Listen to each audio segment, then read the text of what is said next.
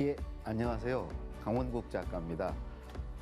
오늘은 공감력, 공감 능력과 말하기, 글쓰기에 관해서 말씀을 드리려고 합니다.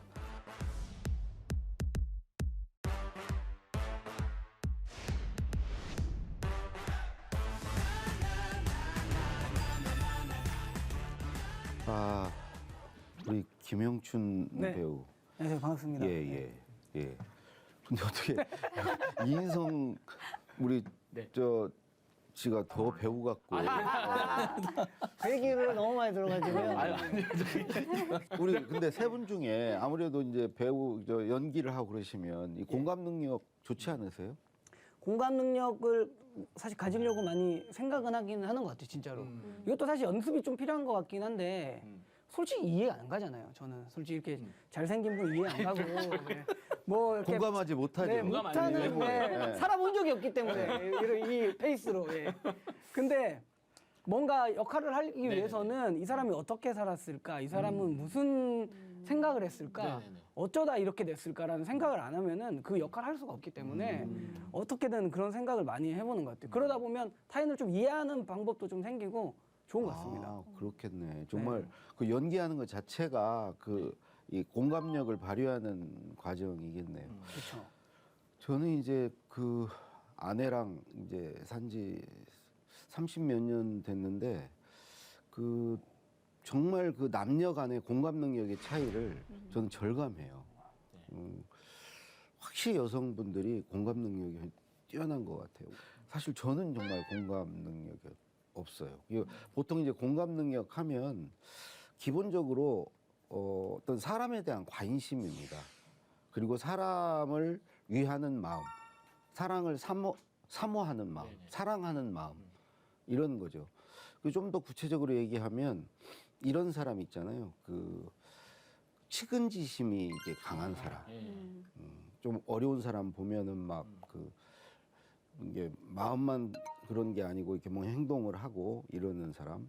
그리고 이제 불의를 보면 이렇게 분노하는 사람, 정의감이 있는 사람. 네네. 이런 게 다 공감 능력 아닐까요? 나 몰라라 않고 남의 일이라 생각하지 않고 네. 뭔가 이렇게 어려운 사람에게 가까이 가고 네네.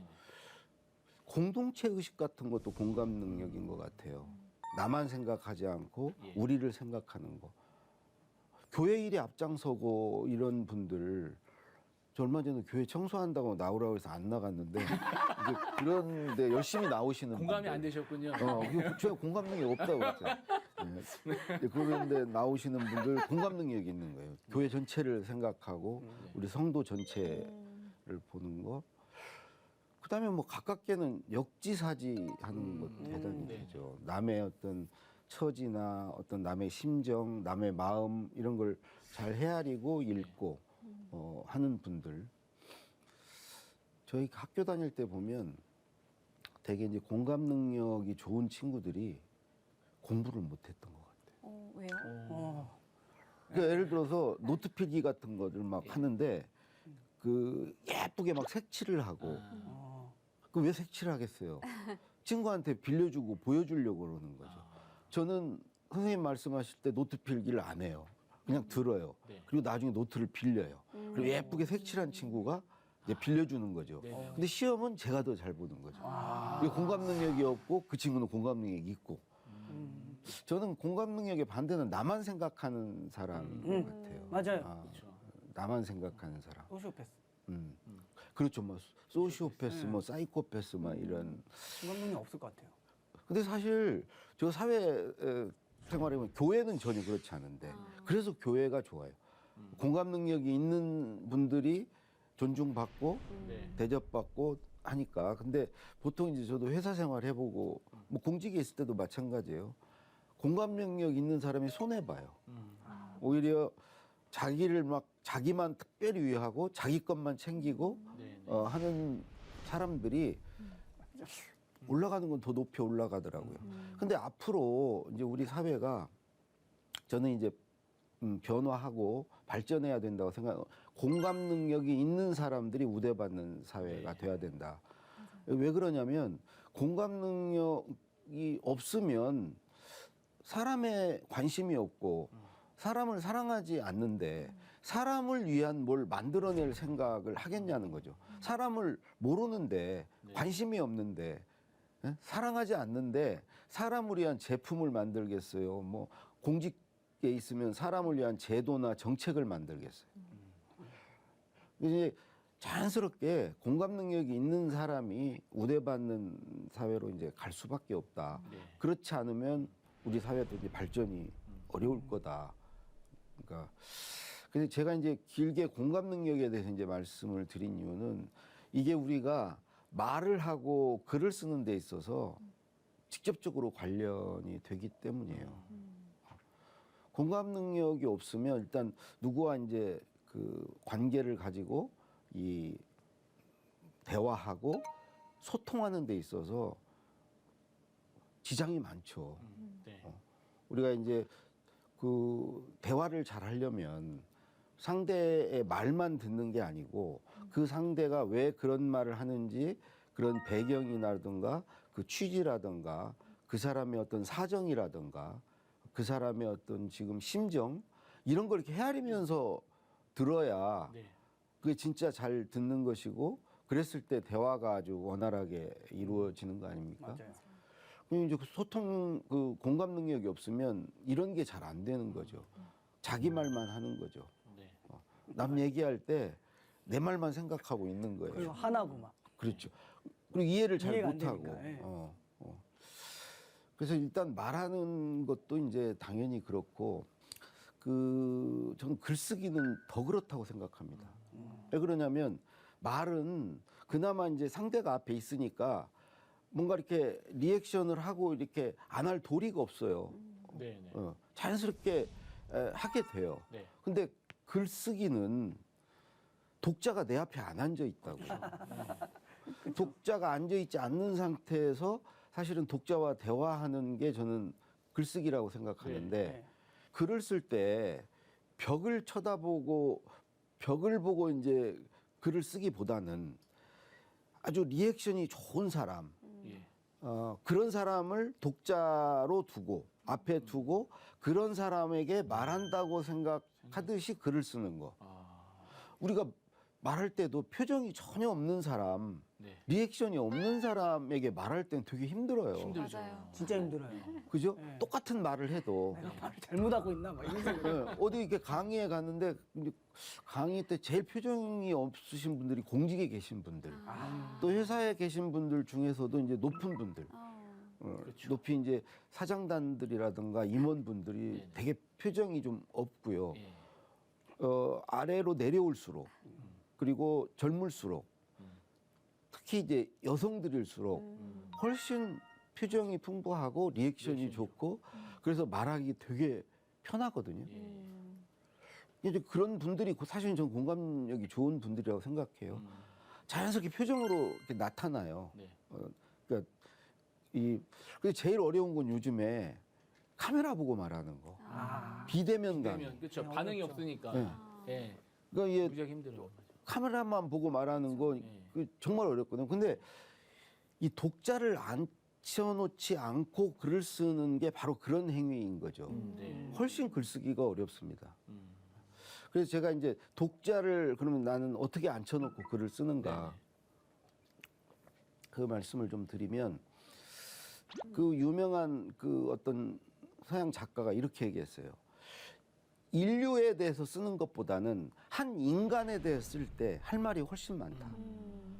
우리가 인류에 대해서 쓰면 인류는 뭐해? 크니까 되게 많을 것 같지만 네. 이게 인류는 막연하고 추상적이 될 수가 피상적이라고 그러죠. 네. 응? 손에 잡히지 않잖아 인류는. 근데 한 인간은 구체적이죠. 그래서 그 인간에 대해서 쓰기가 훨씬 쉽다는 거죠. 네. 예를 들어서 누구한테 너 인류에 대해서 인간에 대해서 글을 써봐 하는 것보다는 한 사람, 한 인간 그 사람에 대해서 쓰는 게 훨씬 편하잖아요. 네, 맞아요. 그래서 이제 저는 글을 쓸 때 우선 독자를 한 명을 딱 정해요. 한 사람을. 독자를. 제가 이제 처음 글쓰기 시작한 게 이제 김우중 회장이라고 네. 옛날 대우에 네. 지금 작고하셨는데 회장 네. 이제 그분 글을 쓰는 일을 처음 시작했어요. 근데 이제 그분과 저 사이에 세 분이나 더 있었어요. 그러니까 저는 과장이었고 우리 부서장이 있었고 담당 임원이 있었고 비서실장이 있었고 그 위에 이제 김우중 회장이 있었어요. 근데 이제 김우중 회장께 글이 가려면 이 세 분을 통과해야 되는 거예요. 중간에 통과가 안 되면 아예 올라가지도 않아요. 올라가지를 못해요. 그러니까 실질적으로 독자가 이제 4명이었던 거죠. 저한테는. 네. 예. 3명의 허들을 넘어야 이제 비로소 가니까. 그래서 이 4분을 다 맞추려고 했어요. 4분의 마음에 다 들게 써야 된다. 근데 결과적으로는 4분 다 맞추지 마음에 드는 거를 쓰지 못하겠더라고요. 그러니까 라디오도 주파수가 딱 맞았을 때 네. 소리가 들리잖아요. 네. 그러니까 주파수는 하나잖아. 그리고 우리가 편지를 쓸 때도 번지수는 하나잖아요. 네. 네. 그래서 한 사람에게만 맞추자. 그래서 바로 내 위에 분, 내 직속 상관, 이제 그 사람에게만 맞추고 나머지는 이분이 뭐 맞추든지 어떻게 하든지 이분에게 맡기자. 그렇죠. 그런 이제 불안감도 있었지만 훨씬 쓰기는 편하더라고요. 그래서 1번으로 그분 이제 내 독자를 정하는 거. 네. 그때 버릇이 이제 그 뒤에도 뭐 지금도 책을 쓸 때 독자를 정해요. 제 책의 독자들이 주로 30대 여성 직장인들이 많기 때문에 30대 여성 직장인 중에 내가 가장 잘 아는 사람이 누군가 해서 그런 분이 있어요. 최선희 씨라고. 그분을 내 독자로 두고 정하고 써요. 사실은 독자를 두고 글을 쓴 처음 경험은 연애할 때죠. 연애할 때. 연애 편지 쓸 때. 연애 편지. 예. 그건 독자가 분명하죠. 네. 그게 여럿이면 그건 안 되는 거죠. 독자가. 예? 그건 한 명이잖아요. 가끔 있습니다. 네. 가끔 있을 수도 있죠. 양다리. 잘생기면 그러시면 안 돼요. 한 명만 하시라고 한 명만. 그래서 정말 그 연애할 때는 독자가 딱 한 명이잖아요. 네. 그러니까 사실 저는 그렇게 독자가 분명한 글은 누구나 쓸 수 있다. 그래서 첫 번째로 저는 이제 독자를 정하는 게 1번이고 두 번째로 제가 하는 일은 이겁니다. 이 독자에게 내가 뭘 선물해야 될까? 뭘 주면 고마워할까? 뭘 줬을 때 도움이 될까? 그런 거죠. 뭘 내가 이분에게 주는데 뭘 줘야 될지, 그러니까 이분은 도대체 내 글에서 뭘 기대할지, 뭐를 나한테 요구하는 건지.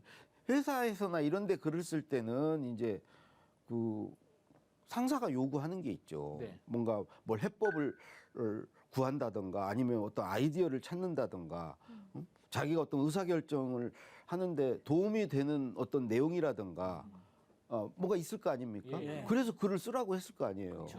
그러면 이제 그게 글을 쓰는 이유이자 뭐 목적이 되는 거죠. 어쨌든 이분한테 뭘 줘야 될 건지, 이분이 뭘 원할지를 생각해 보는 거죠.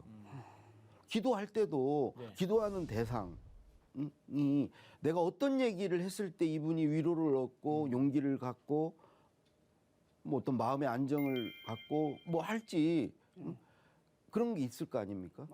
맞아요. 저도 누구 이제 책 쓰기, 이제 글쓰기에 관한 글을 쓸 때 이분한테 과연 글을 쓰고 싶은 마음이 생기게 할까?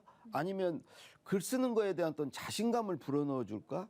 아니면 이분은 글 쓰는 방법을 궁금해 할까? 뭔가 있을 거 아니에요. 예. 네. 사람 구체적으로 있으면 그거를 알 수가 있어요. 우리가 그 카카오톡 같은 거 할 때 네. 네. 그것도 글쓰기죠, 일종의. 네. 네. 예, 글쓰기이면서도 어찌 보면 대화하고 말하기이기도 하고요. 근데 그건 하면서 상대의 반응을 늘 생각하면서 해요. 내가 이렇게 보내면 저쪽이 어떻게 할까? 어떤 답장을 보낼까? 그걸 생각하면서 하잖아요. 예. 그게 이제 바로 제가 막상 글을 쓸 때 하는 거예요. 세 번째. 예. 그래서 첫 번째 독자를 정하고 두 번째 그 독자에게 뭘 줄 것인지를 생각하고 그걸 세 번째는 이제 줘야 될 거 아니에요. 네. 이제 써야 되죠, 글을. 예. 써야 되는데 글 쓸 때 그 반응을 생각하면서 그 사람의 소리를 들으면서 쓴다는 거죠. 지금 무슨 말인지 잘 모르시는 거 아니에요? 아니 그 못 1년 알아듣겠다는 중에 그- 제일 집중하고 있는 시간입니다. 그러니까 이런 거예요. 방금 내가 이렇게 뭘 줘야 반응을 될지 생각하고 보듯이 있었습니다. 글을 쓸 때 내 글을 읽는 독자의 반응, 독자의 표정, 아 이게 뭔 소리야? 이런 거 있잖아요. 네네네. 이런 표정 반응을 그 사람의 소리를 네. 들으려고 하는 거죠. 저는 이렇게 한 문단 글을 쓰면은 내가 글에서 빠져나와서 예. 독자의 입장이 돼서 음. 그걸 읽는 거죠. 그 독자는 구체적이에요. 내 정한 사람. 네네. 그 사람이 이 글을 읽으면서 어떤 반응을 보일 건가. 예. 그건 제가 이전에 대통령 글을 쓸 때, 김대중 대통령의 글을 쓸 때는 김대중 대통령이라면 이 글을 어떻게 받아들일까. 예, 예. 괜찮다고 생각할까. 예. 재밌어 할까. 그런 걸 생각하는 거죠. 네. 이걸 이해할까. 네. 받아줄까 이거를. 그분이 돼서. 뭐 노무현 대통령 모실 때는 또 그분이 돼서. 그래서 그 세 번째 하는 것은 그런 겁니다. 그 소리를 듣는 거예요. 아, 다짜고짜 이게 무슨 소리입니까? 좀 찬찬히 설명해 보세요. 아니면 뭐, 이거 뭐 해외, 외국의 어떤 사례 같은 건 없습니까? 이런 걸 궁금해하고 물어볼 수 있잖아요. 네. 그렇죠. 아니면 막, 이거 결론이 뭔데요? 자꾸 길게 아, 됐습니다. 됐고요. 결론이 뭡니까? 이런 거 있잖아요.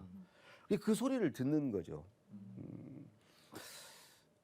그런 소리를 이제 듣는 능력이 이제 저는 이 감수성이고요. 예를 들어서 뭐 여성에 관한 글을 쓴다고 그럴 때 여성들이 그것에 대해서 어떤 반응을 보일 건가. 네. 이제 그런 걸 느낄 수 있는 거, 알 수 있는 거. 그런 게 이제 감수성이고 저는 공감력이라고 생각해요. 이제 그런 게 있어야 그 소리가 들려요. 그래서 세 번째로 저는 이제 그 소리를 들으면서 쓴다. 네. 그럼 마지막으로 우리가 공감력을 가지고 글을 쓴다는 것, 독자를 앉혀놓고 글을 쓴다는 거. 예. 마지막 네 번째는 그 상대를 내 글을 읽는 독자를 위하는 마음, 사모하는 마음으로 쓰는 거예요. 내 글을 읽고 이 사람이 뭔가 좀 얻어가는 게 있었으면, 도움이 됐으면, 좀 나아졌으면 하는 마음. 그런 마음을 정말 간절하게 갖고 말하듯이 네. 글을 쓰는 거. 제가 회사에서 이제 일을 할 때는 내가 이 쓰는 보고서를 윗분한테 드리면 그분이 또 갖고 이제 더 윗분한테 올라가거든요. 네. 예. 그 윗분한테 올라가서 좀 칭찬 좀 받았으면, 이분이 안 혼났으면, 그런 마음. 그런 마음을 갖고 쓰는 게 좋은 말. 굉장히 중요하다. 예. 그래서 그런 마음을 갖고 쓰기 위해서는 그 사람을 좋아해야 돼요. 아. 싫어하는 사람에게는 그런 마음이 들질 않아요. 그러니까 어찌 보면 내 글을 읽는 사람, 네. 독자, 또 내 말을 듣는 사람, 그 사람들을 사랑하는 마음이 있어요. 맞습니다. 그 마음이 있으면 내 마음이 또 말이나 글이 그만큼 절실해지고 간절해지고 그런 말을 또 들으면 진정성이 느껴지고 네. 네. 그렇게 되는 거죠. 내 글을 읽는 사람이나 내 말을 듣는 사람도. 그러면서 진정한 소통이 이루어지는 거죠. 그래서 저는 이렇게 얘기해요. 글을 잘 쓰려면, 말을 잘하려면 내 말을 듣는 사람, 내 글을 읽는 사람을 사랑해라. 그래서 이제 이게 어찌 보면 글 잘 쓰고 말 잘하는 방법이에요. 내가 돋보이려고, 내가 어떤 그런 게 아니고. 네. 티 나죠 그러면. 그렇죠. 예. 그래서 사실은 말은 내 입을 떠나는 순간 그 말의 주인은 내가 아니고 그렇죠. 듣는 사람 네. 것이고, 글도 내 손을 떠나는 순간 글의 주인은 독자라는 거죠. 예. 그 주인들을 위해서 그들을 사모하는 마음으로 말하고 쓰자. 그래서 오늘 이제 우리가 공감력을 가지고 이제 글을 쓰자. 예. 이 얘기 말씀을 드렸고, 워낙 뭐 내용이 좋아서 특히 뭐 질문할 건 별로 없을 것 같은데 공감이 너무 제가 잘 돼서. 강의를 하고도 이렇게 흡족할 때가 있거든요. 나 그걸 봤어요. 근데 지금 엄청 만족하고 계시구나. 네, 너무 좋으셔요. 느꼈어요. 근데 그걸 느꼈을 때 저 사람의 기쁨에 박수 쳐주는 거. 그거를 이렇게 질투하지 않는 거. 강의 명강의 중에 명강의. 와. 그래서 뭐 질문이 없어요 지금? 아니 해야지. 아니 근데 아까 처음에 작가님께서 이제 스스로 생각하셨을 때 공감 능력이 좀 없는 편이라고 하셨었잖아요. 그러면 지금 이렇게 글을 쓰시고 말씀을 하실 때 이렇게 공감의 과정을 좀 훈련을 하셨나요? 그거가 이러면 좀 공감 능력이 키워지는 것 같아요. 그 남의 글을 읽는 거, 네. 그다음에 뭐 드라마 보고 영화 보고 그래서 그 영화를 보면 우리 이제 배우도 계시지만 그 배역이 돼보는 거 아니에요. 배역. 응? 거기에 몰입하고 빙의 되고 해서 그 사람이 이렇게 되어보는 경험. 네네. 그런 것들 하잖아요. 소설을 읽을 때도 그 작중 주인공이 이렇게 되어보는 경험들을 사실 하는 거잖아요. 뭐 그런 것들을 하면서 그래도 좀 공감 능력이 조금은 키워져 있지 않나. 그러니까 제가 사실은 직장 다닐 때 누구 한 사람을 정하고 그 사람의 마음에 들고 그 사람에게 맞추려고 막 하는 것은 공감 능력은 아니에요. 무게중심이 나한테 있어야 내가 안 혼나고 내가 어떻게 좀 잘 되고 싶은 네네. 마음이죠. 진정한 공감력은 나한테 무게중심을 그쪽으로 옮겨놔야죠. 진짜 그 사람을 위하는 마음으로. 그래서 아직은 좀 멀었다. 그럼 오늘은 어떻게 이쯤 해서 마무리할까요? 저 질문 잠깐만. 있어요? 예. 예. 그러니까 이게 강의를 이제 계속 듣다가 이제 하나 이제 궁금한 게 좀 생겼는데 이제 이 시청하시는 분들도 이게 회사나 이런 다니실 때 지적을 받는 입장이신 분도 계시겠지만 이사나 임원직이셔서 지적을 하는 분도 분명히 계실 거잖아요. 그러네. 근데 이제 그분들은 어떤 조금 공감하는 마음을 조금 이제 갖고 그런 쓴소리를 한다면은 받아들이는 입장에서 조금 좋지 않을까 이런 생각을 하는데 저도 좀 좋은 방법이 그런 있을까요? 경험 예. 저 회사 다닐 때 정말 신실하시고 네네.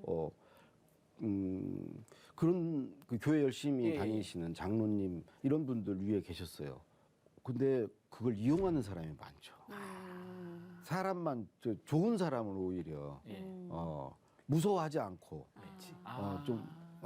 저분은 어차피 나 뭐 이렇게 혼내거나 예. 이런 거 안 하는 분이고 나한테 이렇게 막 고가를 안 좋게 주고 막 나를 그렇지 않을 분이라는 걸 알고 네네. 다 사랑으로 감쌀 거다라고 해서 그분은 별로 안중에 없고 막 혼내고 이런 사람 만 무서워. 눈치만 보고 예. 그래서 난 그런 분들이 오히려 불이익을 당하는 거 많이 좀 봤고요. 네네. 회사와 또 교회는 좀 다른데 다르죠. 예. 너무 다른 것 잘못하면 너무 이렇게 만만하게 보여서 할 수도 있고 예. 참 어렵다. 그래서 좀 어렵습니다. 그러니까 쓴소리를 그러면 조금 할때 한 번씩 해주면. 현명하게 할 때는 해야 될 것 같아요. 할 때는 단호하게 할 때는 네네네. 좀 따끔하게 할 때는 하고 그래야지 무서운 줄 알지. 맞아요.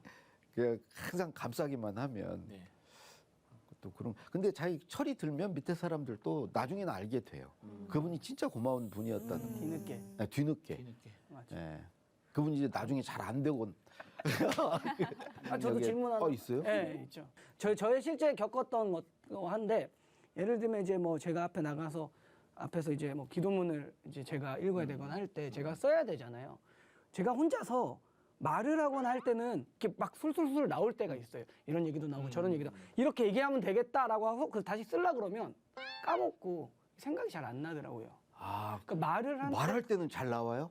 말할 때는 오히려 잘 나오는 편인데 오. 그거를 또 다시 써서 정리해서 까먹고 그 부분이 똑같이가 안 되잖아요. 그렇죠. 그걸 글로 쓰려고 하는데 그때 녹음을 하세요. 그걸 녹음을 하면 정말 되게 저도 그 간단한. 얘기 해주려고 했는데 사실 작가님한테 안 물어봤어. 그냥 뭐 엄마한테 엄마 나 이게 안 된다고 하면 녹음해 이렇게 하면 되는 거예요. 그냥. 아니 예. 그게 저는 글은 막 쥐어 짜내면서 곱씹으면서 쓰는 능력인데 그보다 훨씬 더 능력이 좋은 거예요. 순발력이 있고 있는 거예요. 예. 방언 터지듯이 어쩔 때 말이 잘 나올 때가 있어요. 오늘 좀 그러신가요? 오늘이 약간 좀 그런 네, 지금까지 공감 능력과 글쓰기 말하기에 대해서 말씀드렸습니다. 중요한 것은 공감 능력을 갖자. 네. 네, 사람을 사랑하자. 네. 이겁니다. 네, 마치겠습니다. 수고하셨습니다. 감사합니다.